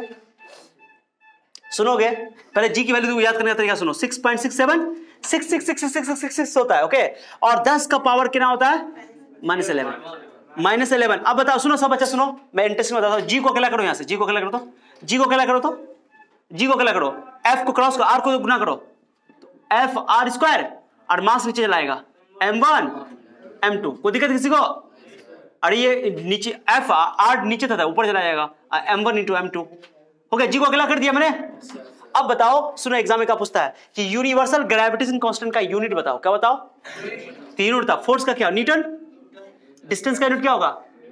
मीटर। मीटर स्क्वायर करते हैं, क्या स्क्वायर है तो मीटर स्क्वायर। और मास का kilogram, kilogram kilogram kilogram square. ऐसे हम माइनस भी लिख सकते हो, सही बोल रहे तुम, सही बोल रहे, माइनस लिख दें, -2 पर किलोग्राम स्क्वायर भी बोल सकते हो। तो न्यूटन मीटर स्क्वायर पर किलोग्राम स्क्वायर। कई बार बोर्ड एग्जाम में ऑब्जेक्टिव में आया था कि यूनिवर्सल ग्रेविटेशन कांस्टेंट का यूनिट क्या होता है, तो न्यूटन मीटर स्क्वायर पर किलोग्राम स्क्वायर। अब जिसकी यूनिट होगी उसकी डायमेंशन भी होगी, जिसकी यूनिट होगी। क्या मिस्टर अमन, समझ में आ रहा है? बहुत इंपॉर्टेंट है, इसकी डायमेंशन लिखो। ओके जी, आज सुनो, याद करने का तरीका सुनो। ये 10 का पावर -11 ना, ये -11 होता है। ये नहीं, ये बहुत छोटी वैल्यू। मैंने बोला ग्रेविटेशनल फोर्स वीक फोर्स है, ग्रेविटेशनल फोर्स वीक फोर्स है। अब वीक फोर्स में आता है वो कैटेगरी बोल सकते हो, यानी कि इलेक्ट्रोस्टैटिक फोर्स तो बहुत वीक है। ओके, -11 याद रखना ना, ये तरीका है शॉर्ट ट्रिक में। तुमको एग्जाम में कभी भी देगा ना जी का वैल्यू, इस वैल्यू की तो यूज हम लोग करेंगे ही नहीं, करेंगे बहुत कम यूज करेंगे, क्योंकि हमारा काम जी से ही चल जाएगा। ठीक है, कैसे चलेगा बताऊंगा मैं, लेकिन ये वैल्यू को तुम याद नहीं करना। तुमको कभी भी अगर जी में एग्जाम आता है, नीट में क्वेश्चन आता है, तो क्वेश्चन में जी का वैल्यू ऑलरेडी लिखा रहता है, तुमको याद करने की जरूरत। हाँ, इसकी यूनिट याद होनी चाहिए, याद करने की भी जरूरत नहीं है। फॉर्मूला याद है, यूनिट याद है। क्या समझ रहा है मैं क्या बोल रहा हूँ? आप सुनो अच्छा से।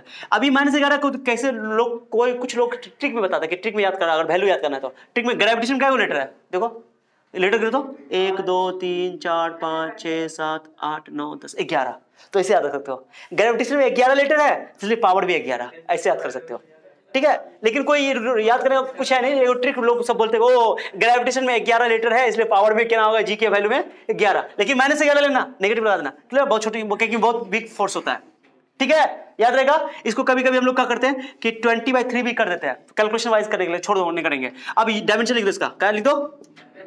यूनिट तो हो गया नहीं है, डायमेंशन लिखो, dimension of G, dimension of G, G की डायमेंशन। क्या कि दो, ये एक ऐसा कांस्टेंट है जिसका यूनिट है, जिसका यूनिट होगा उसका डायमेंशन भी होगा। चलो बड़ा निकालना सिखाया था मैंने से। तो फोर्स का डायमेंशन क्या होता है? बोलो, फोर्स का m l t -2। डायमेंशन सबको आता है ना? किसी को डायमेंशन आता है? हाथ उठाओ। डायमेंशन किसको आता है? आता है जिसको, जो हाथ नहीं उठा रहे बहुत गलत बात कर रहे हो। करे आता है जिसको, हाथ उठाओ ना। डायमेंशन जिसको आता है बोलो, हाथ नहीं उठाओ। किसको डायमेंशन नहीं आता है? 1 2, हम तुम्हारे बॉडी पे कूद जाएंगे, तुम मर जाओगे, बता रहे हैं, केस भी नहीं होगा। और किसको कौन डायमेंशन नहीं पढ़ा, बोलो ना, किसको नहीं आता है? एक बोलो ना, और 2 और 3।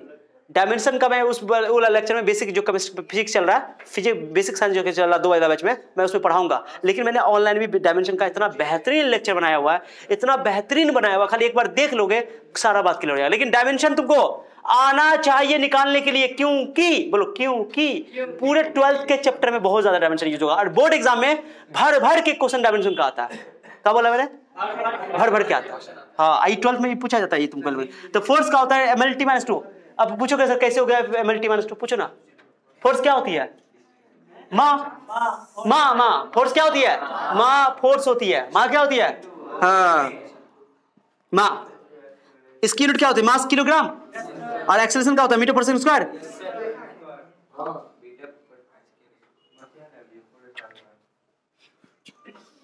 किलोग्राम, किलोग्राम मास है, क्या है?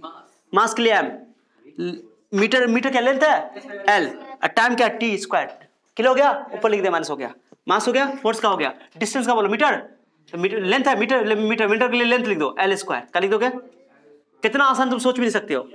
और मास का किलोग्राम, मास के लिए m लिख दोगे, m, फिर लिखोगे m स्क्वायर हो गया। m से m काट दो या पावर घटा दो, पावर घटाते हैं, तरीका ये होता है। तो m का पावर हो जाएगा, ये 2 हो गया नीचे, -1 करते हैं, 2 पावर कटेगा, नीचे से ऊपर गया -1, l क्यूब हो गया, और t माइनस, यही डायमेंशन हो गया। बहुत आसान है कि बहुत टफ है? सच सच बोलो, दिल पे हाथ रख के बोलो। उसके दिल पे क्या हाथ रख रहे हो? क्या यार, डायमेंशन ऑफ जी। ओके, जी का डायमेंशन। ओके, अब सुनो, अब जी के बारे में समझना कि जी है क्या। सर बाबू हाथ रखो। वो ऐसे हाथ कौन रखता है जानते हो? जिसको मतलब बोलो, नहीं बोला नहीं तो बड़ा इलेक्ट्रोस्टैटिक फोर्स के कंपैरिजन में ग्रेविटेशन बहुत वीक फोर्स होता है। कहोगे कैसे सर? बताता हूं, पेशेंस रखो, क्योंकि जी की वैल्यू बहुत छोटी है, बहुत बड़ी वैल्यू की बहुत छोटी वैल्यू, बताओ। -11 है यार। मैंने बोला है कि इन दोनों के बीच में फोर्स, अगर ग्रेविटेशनल फोर्स ज्यादा लग रहा होता, क्या लग रहा होता? चिपक जाता। नहीं चिपक रहा है, लेकिन फोर्स लग रहा है, लेकिन चिपक नहीं रहा है, क्योंकि ये बहुत वीक फोर्स है। ये फोर्स तब विजुअलाइज होता है जब एक बॉडी बहुत ही बड़ा होना चाहिए। मैंने पहले बताया, जैसे अर्थ मैसिव मास है, ठीक है। चुपचाप, अभी आगे बात करते हैं, अभी बोलो तो गाली देंगे हम। Definition of G, definition of G का डेफिनेशन क्या? सर आपका वो सर जी ये समझ नहीं आया सर, जी है क्या? जी का फील नहीं आया। अरे बोलोगे ना, ये समझ आया कि सर चलिए फोर्स समझ आ गया, सर समझ में आया। जी हकीकत में क्या है बोलो? तो अब बता दो जी क्या हकीकत में? हकीकत में क्या? उसको मैं मिटा दो ना एक्सपेरिमेंटल लॉ को, एक्सपेरिमेंट को ऐसा फिगर से बनाए हो ना, पूरा बनाए हो ना। मिस्टर कौन है जो बात कर रहा है? चलो डेफिनेशन ऑफ सुनो, बड़ा मजा आएगा, बड़ा मजा आएगा। सुनो क्या करते हैं, सुनो हम क्या करते हैं कि एक बॉडी लेते हैं 1 kg की, कितने kg की? दूसरी बॉडी लेते हैं वो भी 1 kg की, और दोनों के बीच की डिस्टेंस लेते हैं वो भी लेते हैं 1 मीटर। कितने मीटर? ठीक है। 1 kg की बॉडी, कभी भी डेफिनेशन किसी चीज का बनाना होता है उसके लिए डेफिनेशन में कितना पुट कर देते हैं? 1। रखो फॉर्मूला में F इक्वल टू, जल्दी बोलो, G इक्वल टू या F इक्वल टू G, बोलो G, M1 का वैल्यू 1, M2 का वैल्यू 1 और 1 का स्क्वायर। नहीं बोल रहे हो?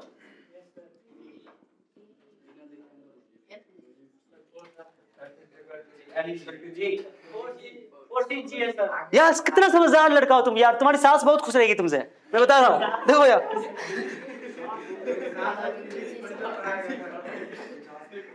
ससुराल जाएगा सास को फिजिक्स पढ़ाएगा। हाँ फिर बदमाशी करो तो पूरा मुंह भर करके पान खाएगी, मुंह पे थूक देगी। लो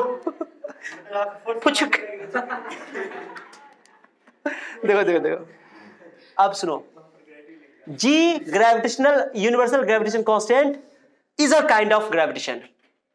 माने G कुछ नहीं है, G एक तरह का ग्रेविटेशनल फोर्स ही है, लेकिन कब? जब दोनों बॉडी का मास कितना kg बना दिया जाए? 1 kg। दोनों बॉडी का मास क्या हो? तो मैं बोल रहा हूं, दो 1 kg के मासेस को 1 मीटर की दूरी पर रखी जाए तो दोनों मासेस के बीच में लगने वाला force of gravitation he G कहलाता है। क्या समझ आया? मैंने क्या बोला? फिर से बोलो। मैंने बोला, मेरे साथ रिपीट करो, बोलो, दो 1 kg की मासेस को 1 मीटर की दूरी पर रखी जाए, चाहे कहीं भी, पूरे यूनिवर्स में कहीं भी, तो उनके बीच में जितना ग्रेविटेशन फोर्स लगेगा वही G होगा। क्या समझाया? सो G क्या है? G एक तरह का फोर्स ही है, ग्रेविटेशनल फोर्स ही है। क्या समझाया? छिकने वाले नहीं थे, क्लियर हो गया? सो G is a kind of force, G is a kind of force. अब समझाया? तो जो एक तरह का फोर्स ही है, लेकिन 1 kg, अब देखो ना कैसे रखा है, देखो मैंने क्या बोला, 1 kg का कितना बोला? 1 kg, ओके कहाँ गया? हाँ यूनिट कहाँ गया? हाँ कि न्यूटन मीटर स्क्वायर पर किलोग्राम स्क्वायर। दो 1 kg का मास होना चाहिए, क्या होना चाहिए? और दोनों 1 मीटर की दूरी पे होना चाहिए। क्या हो गया? जी का मतलब समझ आ गया? सो इसको बोलते हैं यूनिवर्सल ग्रेविटेशन कांस्टेंट। तो बोल सकते हो डेफिनेशन में, the force of gravitation between masses of 1 kg each, which separated by 1 meter, then the force of gravitation is called universal gravitation constant. माने यूनिवर्सल ग्रेविटेशन कांस्टेंट तब होगा, वो फोर्स होगा जब दो मासेस को 1-1 kg का रखा जाए और उनके बीच की दूरी 1 मीटर रखी जाए। ये डेफिनेशन है, एक कॉजी का। हाँ उस तरह करके डिफाइन किया जाता है इसको। जी को क्या किया जाता है? हाँ बट जी की वैल्यू जो है तुम्हारी कितनी है एग्जैक्टली वैल्यू? ये डेफिनेशन डिफाइन की गई है। इस केस में अगर तुमसे पूछा जाए फोर्स कितना लगेगा, अगर तुमको एग्जाम में क्वेश्चन पूछ दिया कि एक बॉडी की 1 kg की दो मासेस है, 1 kg की दो मासेस है और उनके बीच की दूरी 1 मीटर है, ओके, अब बोले कितना फोर्स लगेगा, तो जी के बराबर होगा। जी का वैल्यू लिख दो, जी का वैल्यू कितना?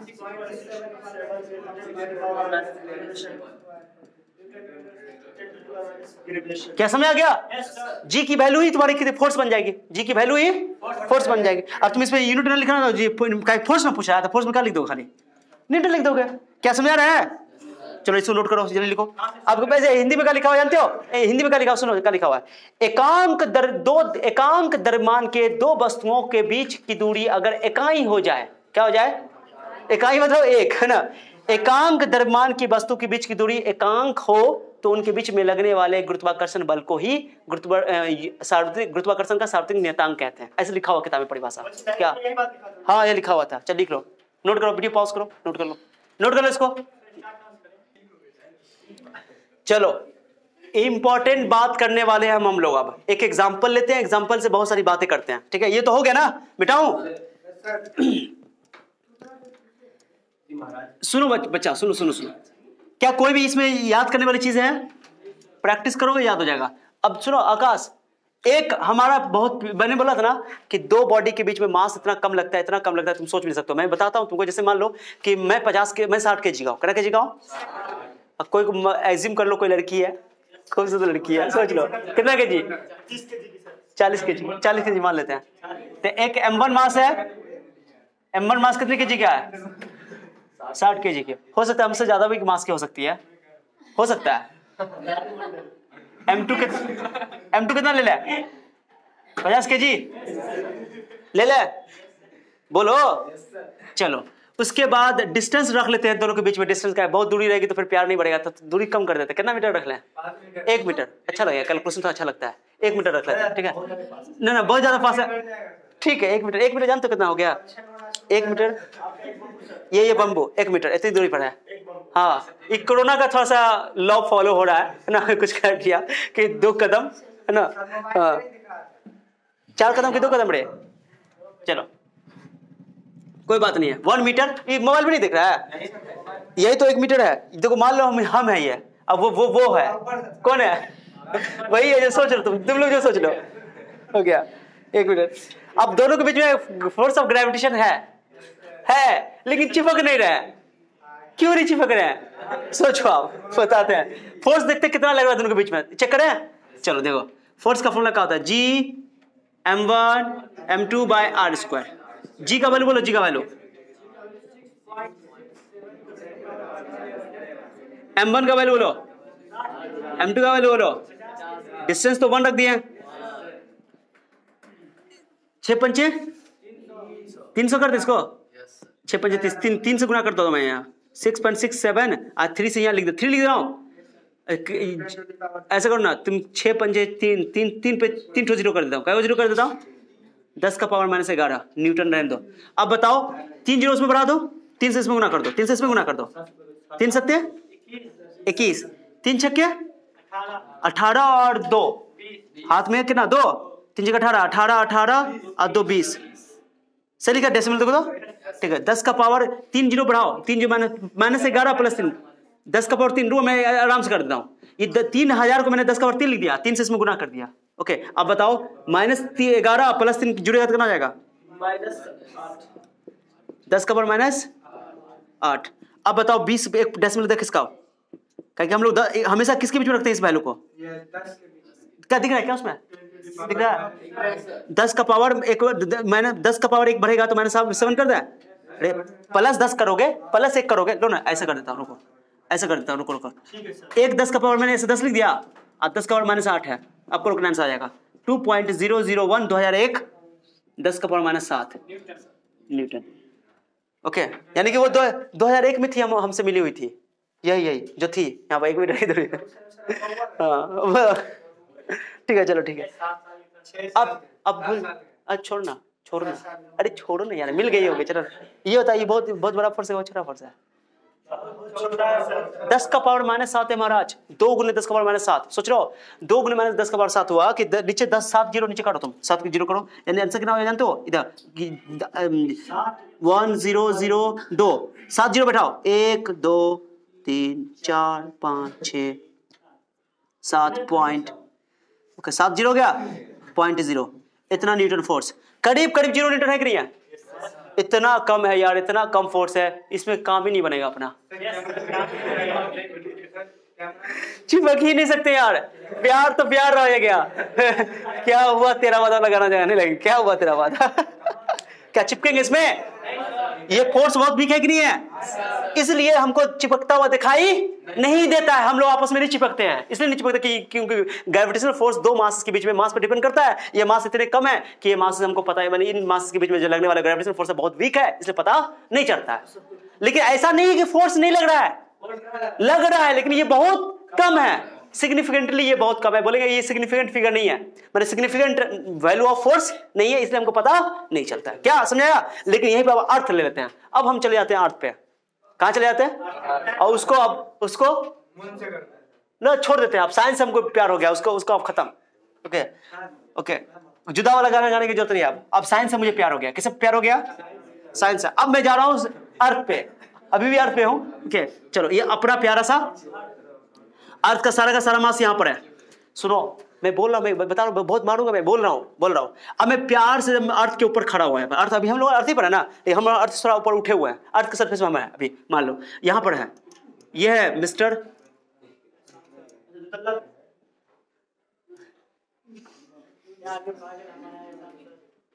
ये है एहसान सर। हाँ चलो ठीक है, सेल्फी ले रहे हैं। ठीक है, कितने केजी के एहसान सर है? 60 केजी के। क्लियर हो गया रे? और इसका सेंटर ऑफ मास कहां पर है? यहां पे सेंटर ऑफ मास। सुनो एहसान सर को देखो, हंसी का पात्र मत बनाओ, बता रहा हूं मैं तुमको। ठीक है एहसान सर, ओके मान लो कि एहसान सर यहां से ले लेता हूं, ये डिस्टेंस इस तरह के ले लेता हूं, ज्यादा फर्क नहीं पड़ता। अर्थ की रेडियस पता है? अर्थ की रेडियस मैं लिख रहा हूं, अर्थ इसको बोलते हैं रेडियस ऑफ अर्थ। क्या बोलते हैं? ये होता है 6400 किलोमीटर। ये याद रखना, काम आएगा आगे। 6400 किलोमीटर अर्थ की रेडियस कितनी होती है? मीटर में कन्वर्ट करना है तो 1000 से गुना कर दो, 6.4 10 का पावर 6 मीटर। काम आएगा, क्या मीटर में लिखेंगे हम लोग एसआई यूनिट में। अर्थ का मास होता है, ओके अर्थ का मास होता है, मैंने बोला ना ग्रेविटेशन लॉ जो है पॉइंट मास के लिए लागू होता है। किसके लिए लागू होता है? लॉ ऑफ ग्रेविटेशन जो होता है वो पॉइंट मास के लिए। हम लोग मान लेंगे कि अर्थ का सारा मास कहां पर मौजूद है? सेंटर पे मौजूद है। तो देखो बात नहीं करो, बड़ा मजा आएगा। अर्थ का मास होता है 6 × 10 का पावर 24 केजी। कितना होता है? ये एसआई यूनिट में है। ये अर्थ का मास याद कर लेना। ये बताओ ये क्या है? रेडियस ऑफ अर्थ बोलो, रेडियस ऑफ पृथ्वी की त्रिज्या, पृथ्वी की त्रिज्या। ओके कम है, कौन बोला कम है? 6400 किलोमीटर। फिर से बोलो, क्या बोले? 6400 ही किलोमीटर। कितना ज्यादा यार, कम है। अर्थ का रेडियस समझा, रेडियस समझा, अंदर जाकर के रेडियस सेंटर से मिला करके देखा ओ इतना रेडियस है। क्या अंदर जाके गया मेजर करने के लिए? तरीका होता निकालने का, बाद बात करेंगे सब। ओके अर्थ का मास, यानी कि अर्थ को जो दो तराजू पर रख दिया होगा। ओके दो तराजू पर रखा गया होगा, एक तराजू में बड़का बटखड़ा रखा गया होगा, है ना। दो भगवान के भेजे हुए क्या बोलते हैं दूत आए होंगे, एगो पकड़े होंगे तराजू को, एगो देखे होंगे कितना हुआ, ओ 6 केजी हुआ होगा। ऐसा नहीं है। अर्थ का मास निकालने का तरीका होता है, वो सब साइंटिफिक मेथड है, बाद में बात करेंगे उस पर। चलो अभी हमारे सिलेबस का पार्ट नहीं हो। सुनो बात नहीं करो, फिर मुझे देखो गुस्सा आ रहा है, कूद जाएंगे हम, बता रहे हैं यहाँ पे। तो ये तो ऐसा यूनिट में इसको बोलेंगे मास ऑफ अर्थ। क्या समझाया? मास ऑफ अर्थ इतना होता है। ये दोनों बात याद होना चाहिए। आइए बुढ़ा सर जो है, बुढ़ा सर एहसान सर बढ़ गया, लेकिन मोच बहुत बड़ा बना दिया। 60 केजी का। कितना केजी का? चलो इसका क्या दिख रहा है कि नीचे देखो तो बाबू, दिख रहा है? F = फॉर्मूला बोलो क्या होता है? G(m1 m2)। यहाँ पे m क्या लिखेंगे? m क्या लिखेंगे? अर्थ का मास बोलो, अर्थ का मास, आई बुढ़ा सर का मास बाय r²। जी का वैल्यू बोलो 6.67 × 10 का पावर -11, और बड़का m का वैल्यू 6 × 10 का पावर 24 बोलो ना। और m का वैल्यू बोलो, m का वैल्यू बुड्ढा सर का 60 केजी। और डिस्टेंस, ये रेडियस कितना? डिस्टेंस कितना? रेडियस बताओ का हॉल इसका ना, हॉल इसका ना, और इसका ना, दो बार लिखो कैलकुलेशन, कुछ भी आंसर आएगा, कुछ भी आंसर आएगा। दिख रहा नीचे, दिख रहा नीचे, कोई बात नहीं, थोड़ा सा वेट करो ना, नहीं बोलो ज्यादा। ओके हो गया इधर। इसको कैलकुलेशन हम नहीं करेंगे। पूछो क्यों नहीं करेंगे? मुझे नहीं आता है। मैं सीधे आंसर लिख दो सीधे। ये करीब करीब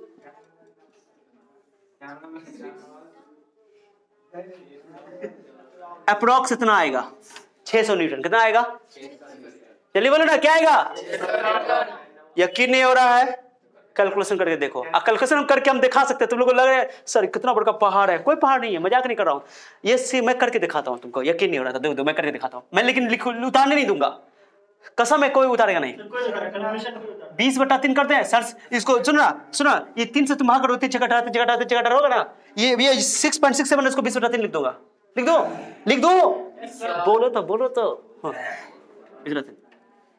10 का पावर -11 24 जोड़ो इसको, 24 और 11 13 बचेगा, 10 का पावर 13 -11 घटेगा तो, और ये 60 6 जगह 36 360 6.4 10 का पावर 6 6.4 10 का पावर 6 ओके।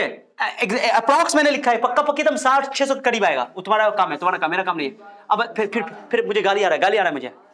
6 12 6 20/3 को ऐसे में दो, 3 से काट दे इसको, 3 से काट दे, क्या कितना बचा बता? 20 ये 6 12 ये 14 12 2 बचा 10 का पावर 2 डायरेक्टली कर दिया मैंने ओके। आई बचा कितना 12, कितना बचा? अरे काट दिया 12 13 1 14 और 6 12 कट गया, ऊपर नीचे कट गया ओके। 6.4 ओके। अब मैं इसको 6 ही लिख देता हूं, काट देता हूं 6 करके लिख दो। अरे करीब अप्रॉक्स कर रहा हूं,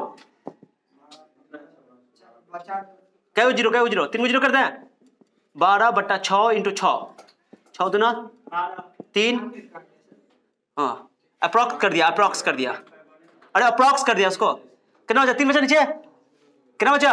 2000 को तुम 3 से काट दो, 2000 को 3 से काटो, 600 न्यूटन के करीब आ गया ना, आ गया आया ना, आया क्या बड़का पहाड़ हो गया? वो पहाड़ था तो ना, तो वो हमको काम करना ही नहीं पड़ेगा। हम लोग वेट का पढ़ते थे, W = mg m क्या होता है? मास 60, मेरा मास कितना है? जी का वैल्यू कितना होता है? 10 60 दाएं उसे 9.8 होता है, इसलिए आंसर मैंने एक के बाद लिख दिया, क्योंकि मैं बहुत ही नहीं समझदार नहीं हूं, मुझे याद था बात, इसलिए मैंने लिख दिया कि mg होता है। तो मैंने बोला कि अर्थ की ग्रेविटेशन को ही ग्रेविटी बोलते हैं, अर्थ के ग्रेविटेशन को ही, तो 10 इसलिए 9.8 से गुना कर देते हम लोग, या 10 से गुना अप्रोक्सीमेट करने के लिए। क्या समझाया? ये मैं उसको नोट नहीं करने दूंगा, कैसे किया देखे। चलो कैलकुलेशन की कोई जरूरत नहीं है, बच्चा कैलकुलेशन के लिए मारपीट करता है, कहता बच्चा रोता रहता है कि सर हमसे फिजिक्स का कैलकुलेशन नहीं होता है।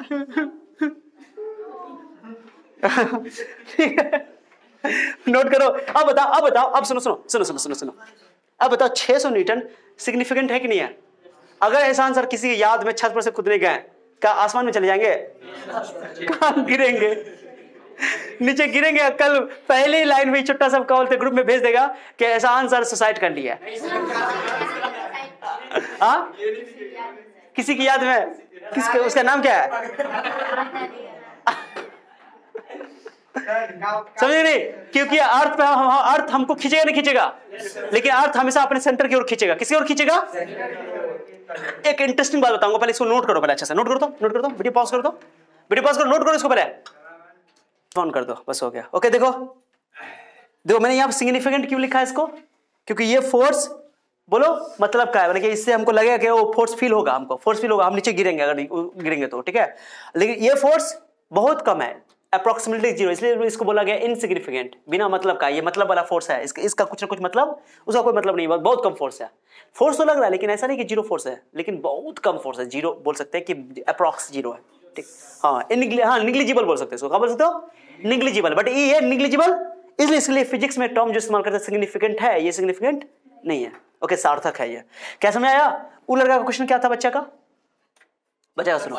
सुनो वो लड़का बोला था कि सर, सुनो ना क्वेश्चन क्या था उसका, कि इतना बड़ा 6400 किलोमीटर इसका रेडिएशन है ना, तो 6400 किलोमीटर यानी कि 64 गुना 128 किलोमीटर का लंबा पाइप डाल देंगे, और यहां से कुछ डालेंगे, या हम वहां से लुटकेंगे, वहां से अंदर जाएंगे, सीधे वहां निकलेंगे बाहर ओके। दूसरा घर कुछ मिल जाएगा वहां पे, कुछ गड़ा और ओके। ये अर्थ हमारा यही है, हम लोग अर्थ के सरफेस पे रहते हैं, अर्थ का सरफेस है, हम लोग किस पे रहते हैं? मेरे गोल मोल बाबू सुनो, आग जो अर्थ है, अर्थ के अंदर जानते हो कितना ज्यादा आग है? पता है कितना ज्यादा टेम्परेचर अंदर में, कोर में, अर्थ के कोर में जितना ज्यादा टेम्परेचर, पता है ना? ज्वालामुखी का नाम सुने हो? ज्वालामुखी विस्फोट का नाम सुने हो? बहुत ज्यादा आग निकलता है। पाइप डालोगे लोहा तो छोड़ो, तुम पाइप डाल लो प्लास्टिक का, तुम सोच रहे हो कि डाल दे ओके, लोहा भी पिघल जाएगा। और तुम अगर चलेगे धोखाधड़ी के अंदर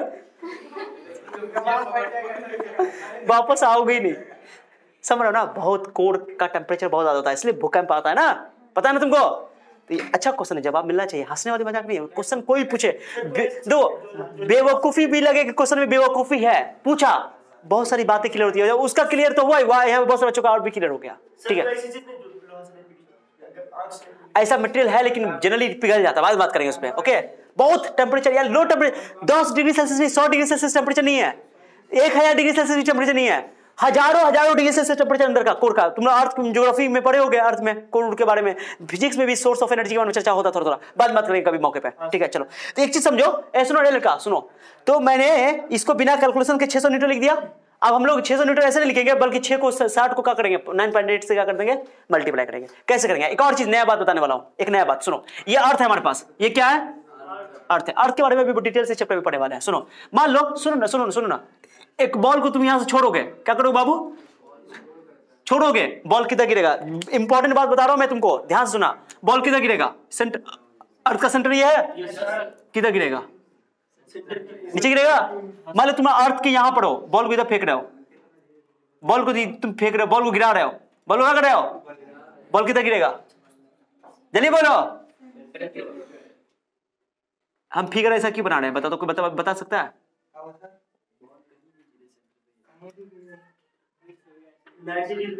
अच्छा बॉल को यहां गिराएंगे तो ये नहीं बोलोगे नीचे गिर रहेगा, बॉल नीचे गिरेगा, नीचे गिरने वाला कभी बोलोगे अर्थ जो है ना किसी बॉडी को अपने सेंटर की ओर अट्रैक्ट करती है, ये बोलना चाहिए।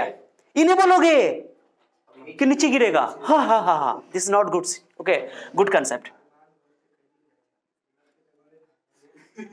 मैं हमेशा किधर बना रहा हूं, ये फिगर जरूर बना लेना। ये फिगर मैंने अपने हिसाब से मैंने तुमको दिमाग से बताया, देखो सेंटर की ओर, सेंटर की ओर, सेंटर की ओर, सेंटर की ओर, सेंटर की ओर, सेंटर की ओर, सेंटर की ओर।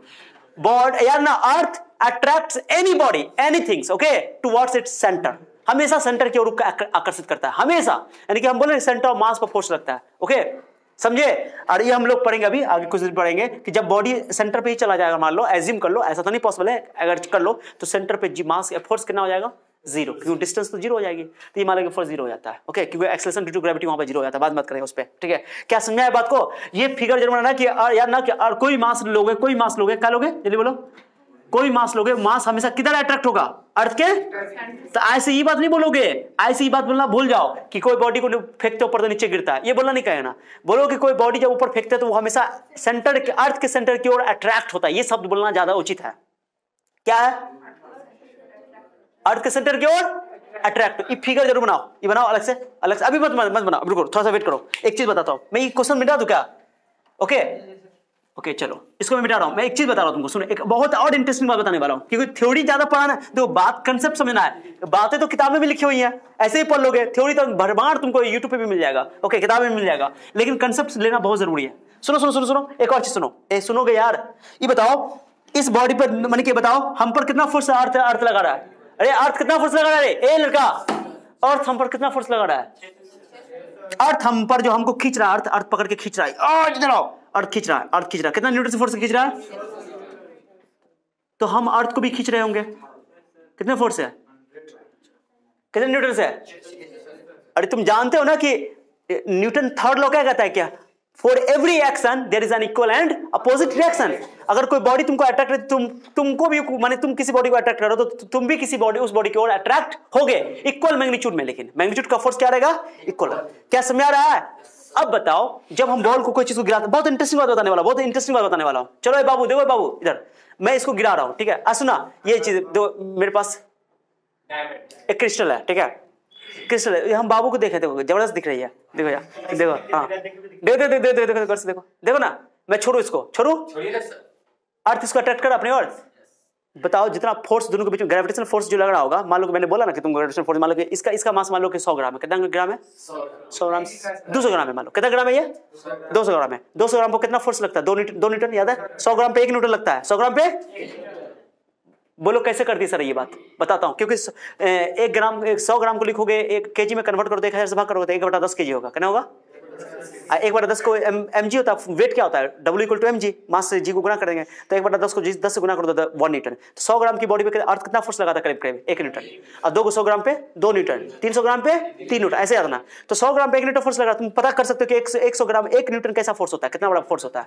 अरे 1 kg बच्चे को दिमाग में आता है 1 kg इतना बड़ा बॉडी होगा, 2 kg इतना बड़ा बॉडी होगा, इतना भारी लगेगा, इतना हल्का होगा। लेकिन उसी तरह 1 न्यूटन फोर्स फील करना है तो 100 ग्राम का बॉडी अपने हाथ में रख लो, और जितना फोर्स तुमको तुम्हारे हाथ को दबा रहा है वो समझो कि वो 1 न्यूटन है। कितना न्यूटन है, क्लियर हो गया।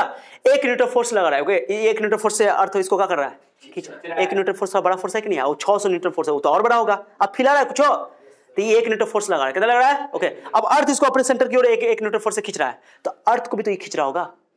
लेकिन यही अर्थ की ओर क्यों जा रहा है, अर्थ क्यों नहीं इसकी ओर आ रहा है।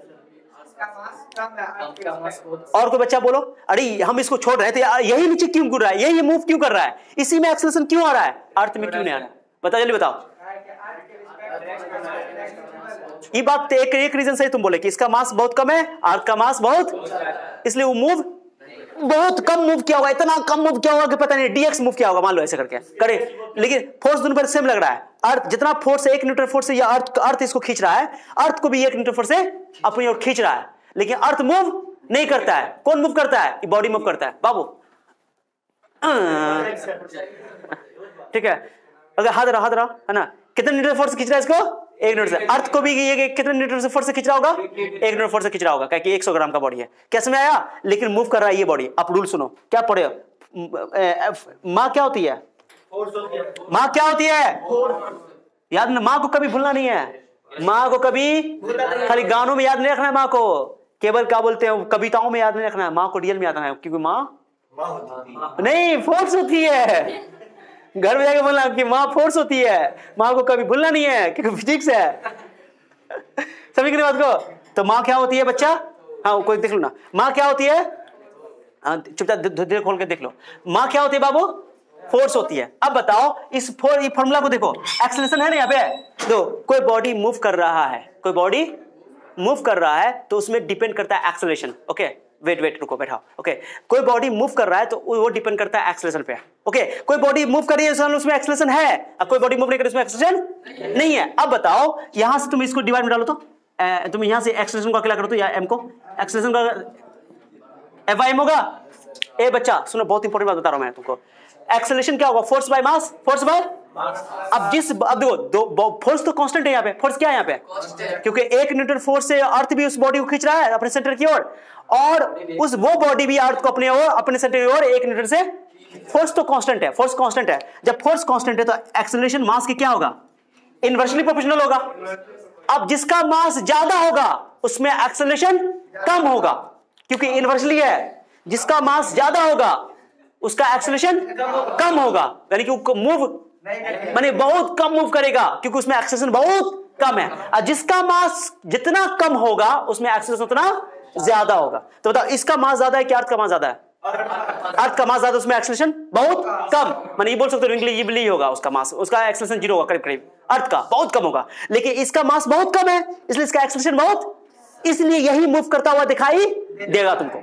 क्या समझ आ रहा है। तो तुमको पूछा जाएगा कि कोई बॉल ऊपर फेंकते तो बताओ, जब ग्रेविटेशन का लॉ लगता है तो जितना फोर्स है उस बॉडी को अर्थ अपने सेंटर की ओर अट्रैक्ट कर रहा है, तो उस बॉडी भी, वो बॉडी भी तो अर्थ को अपने सेंटर की ओर अट्रैक्ट कर रहा है, फोर्स है। लेकिन अर्थ क्यों नहीं जाता उसके पास, वही बॉडी अर्थ के पास क्यों आती है, अर्थ की ओर गिरती हुई दिखाई देती है, क्योंकि अर्थ में एक्सेलरेशन करीब करीब कितना होता है, 0 होता है, माने बहुत कम एक्सेलरेशन होता है, क्योंकि अर्थ का मास बहुत ज्यादा है, अर्थ का मास बहुत कम है।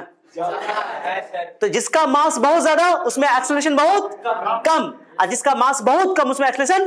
अब तुम यहाँ पे इस सवाल, जो मैंने इस सवाल सॉल्व किया ना, इस सवाल में तुम एक्सेलरेशन निकाल सकते हो दोनों बॉडी का क्या बताओ, एक्सेलरेशन का फॉर्मूला क्या पढ़े हो बताओ। ई निकाल रहा मैं वो बॉडी का एम मास का, सुनो बात नहीं करो, एक्सेलरेशन निकालो इस बॉडी का, जो मैंने कि जो 60 kg का जो सर है, एहसान सर, ओके चलो एहसान, पहली बार अपने नाम का लिख रहा है एहसान सर का एक्सेलरेशन, एहसान सर का अगर ऊपर से छोड़ा जाए तो, अभी तो अर्थ पर है, ऊपर से छोड़ रहे हैं, मान लो क्या होगा फॉर्मूला, चुपचाप सुनो, ओके देखो फॉर्मूला का पढ़ा मैंने, एफ वाई, बोलो एफ वाई m1, फोर्स कितना लगाया हो तुम 1 न्यूटन, अब मास कितना है 60 kg, अरे बोलो ना 60 kg, ओके फोर्स हो गया 1 न्यूटन, तो 600 ना, क्या बुढ़े कितना हो गया 10 मीटर पर सेकंड स्क्वायर, कितना एक्सेलरेशन आया, सही है। फोर्स कितना 600 न्यूटन था फोर्स, अरे फोर्स कितना था और मेरा एक्सेलरेशन कितना है, तो फोर्स में मास से डिवाइड कर दोगे तो एक्सेलरेशन निकल जाएगा, तो मेरा एक्सेलरेशन कितना निकला, इतना।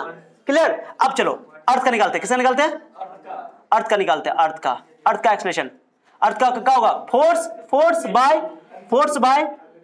मास, फोर्स बाय अर्थ का मास बोलो, अर्थ का मास बोलो 6 × 10 का पावर 24 kg, इतना ना।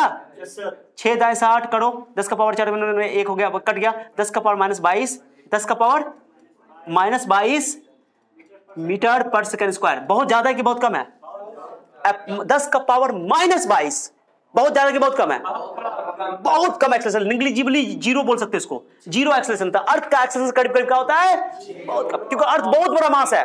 तो याद ना एग्जाम में पूछा जाता है कि क्यों जब दोनों पर न्यूटन थर्ड, ऐसा क्या है कि यहाँ पर न्यूटन थर्ड लॉ वैलिड नहीं है, न्यूटन थर्ड लॉ वैलिड है कि नहीं बताओ बोले, लॉ ऑफ ग्रेविटेशन में न्यूटन थर्ड लॉ वैलिड है कि नहीं है, हाँ दोनों एक दूसरे को अट्रैक्ट करता है, लेकिन गिरता हुआ कौन पता चलता है, जिसका एक्सेलरेशन ज्यादा होता है। एक्सेलरेशन ज्यादा किसका होता है, जिसका मास बहुत कम होता है। क्या रीजन समझ आ गया, ये मैंने बहुत इंपॉर्टेंट बात बताया तुमको, ये एग्जांपल जरूर लिखना, और कभी भी तुमको एक्सेलरेशन निकालना होगा तो ये बात स्टार्ट करके लिख लेना, ये बात भी, ठीक है। क्या समझ आया, तो जिसका एक्सेलरेशन कम ओके वो मूव नहीं करेगा, जिसका एक्सेलरेशन ज्यादा वो मूव करेगा। अब किसका एक्सेलरेशन ज्यादा होगा, जिसका मास कम होगा। क्या क्लियर हो गया, चलो इसको नोट करो, बहुत इंपॉर्टेंट बात बता रहा हूं, नोट करो बेटी, पॉज करो बाबू। हाँ ऐसा आंसर सर, चलो हो गया, बस हो गया, नहीं अब ये टॉपिक खत्म करके उसका नेक्स्ट लेक्चर में हम लोग पढ़ेंगे। ये तो क्लियर हो गया ना, माँ फोर्स होती है, माँ फोर्स होती है, ओके। यहां से तुमने इसको एक्सेलरेशन को अकेला कर लो, क्योंकि दोनों इस केस में जितना फोर्स बॉडी पे लग रहा है उतना ही फोर्स अर्थ पे भी लग रहा है, ओके। माने 600 न्यूटन जो फोर्स है ना, तुम जो पूछा था ना लड़का, सुनो 600 न्यूटन फोर्स हम पर लग रहा है, ग्रेविटेशन फोर्स, तो हम भी तो ग्रेविटी अर्थ को खींच रहा है और तो 600 न्यूटन से खींच रहे हैं, तो दोनों में फोर्स कांस्टेंट है मान लो दोनों में, तो यहाँ पे केवल मास का फर्क है। एक्सेलरेशन किसका ज्यादा आया, मेरा, क्योंकि मेरा मास बहुत कम है, इसलिए हम अर्थ के और ऊपर से गिरेंगे, छत से कूदेंगे अगर किसी के याद में, तो हम अर्थ की ओर गिरेंगे, अर्थ हमारी ओर नहीं आएगा। क्लियर हो गया ना, हाँ ठीक है, लेकिन हम मरने वाले नहीं है किसी के याद में, भूल जाओ ठीक है, समझे बात को, नहीं आकाश सोच लिया होगा मन में कि सर अगर आगे देखो देखो, तो एक्स मास जिसका कम होगा उसका एक्सेलरेशन ज्यादा होगा, ठीक है। तो इसलिए इस एग्जांपल को मैंने तुमको दिया ताकि तुम लोग का एग्जांपल क्लियर हो जाए। अगर मान लो ग्रेविटेशनल फोर्स में तुमको एक्सेलरेशन निकालने के लिए बोल दिया तो तुम इस तरह निकाल सकते हो, हाँ, लेकिन याद ना कि ऑलवेज रिमेंबर कि कभी बोलते हैं कि कोई बॉडी ऊपर फेंकते तो नीचे गिरती है, ये बोलना क्या बोलोगे, वो बॉडी हमेशा अर्थ के सेंटर की ओर अट्रैक्ट होती है। क्लियर हो गया, ये बोलना ज्यादा सही है, ठीक है। तो ये टर्म सब हो गया, ये तुम्हारा एक एग्जांपल। आज मैंने क्या किया है बताओ, आज मैंने क्या किया है कि इंट्रोडक्शन दिया तुम लोग को पूरा ग्रेविटेशन का, क्या दिया है। कल हम लोग कुछ ग्रेविटेशन का कुछ वेक्टर फॉर्म सब पढ़ने वाले हैं, कुछ कैरेक्टरिस्टिक्स करने वाले हैं, क्या करने वाले हैं, हाँ, इस सब को जाके फिर से क्या करोगे, घर पे जाकर के रिवीजन कर लो। समझ आया बात को, और कोई क्वेश्चन हो तो फिर कल करेंगे इसको, क्या। तो आज के लिए रहने दे, okay, that's all for today, see you then, bye, thank you so much for your time, just pause, okay चलो।